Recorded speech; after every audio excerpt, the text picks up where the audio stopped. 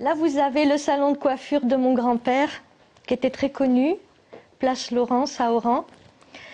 Salon Ruiz, c'est lui qui est arrivé en dernière immigration et qui a encore dû partir, le pauvre.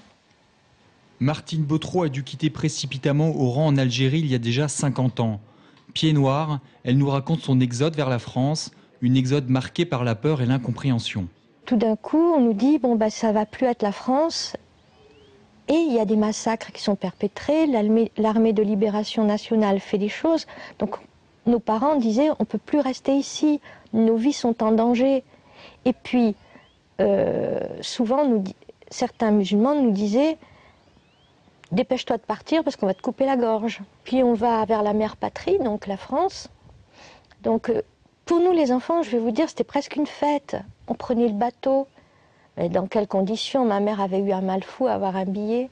La date du 19 mars 62 n'est pas reconnue par les Pieds Noirs et les Harkis comme la fin de la guerre d'Algérie. Pendant l'exode, les massacres continuèrent jusqu'à l'été 62, une période encore gravée dans les esprits. Cet anniversaire des 50 ans arrivant, tout d'un coup, il y a quelque chose qui est comme un couteau remué dans une vieille plaie qui n'a pas cicatrisé. Je crois qu'il y a un gros abcès qui va être percé. Et puis on va se perdre dans la nature. Nos enfants diront, j'étais issue de Pieds Noirs, c'était quoi? C'était des gens qui vivaient dans un département. Ali Bogarèche a combattu auprès des Français pendant la guerre. Il n'a pu quitter l'Algérie qu'en 1966. En Indre-et-Loire, selon l'association Aditfra, il y aurait plus d'une centaine de familles de Harkis. Pour nous, ça fait 50 ans de souffrance. Parce qu'on a été abandonnés. Oui, on a été abandonnés par l'État français. Ouais.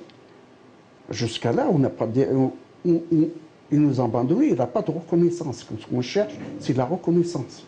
Malgré les promesses de Nicolas Sarkozy, la France n'a toujours pas reconnu officiellement sa responsabilité dans l'abandon et le massacre des Harkis. Le terme guerre d'Algérie ne fut reconnu qu'en 1999 par Jacques Chirac.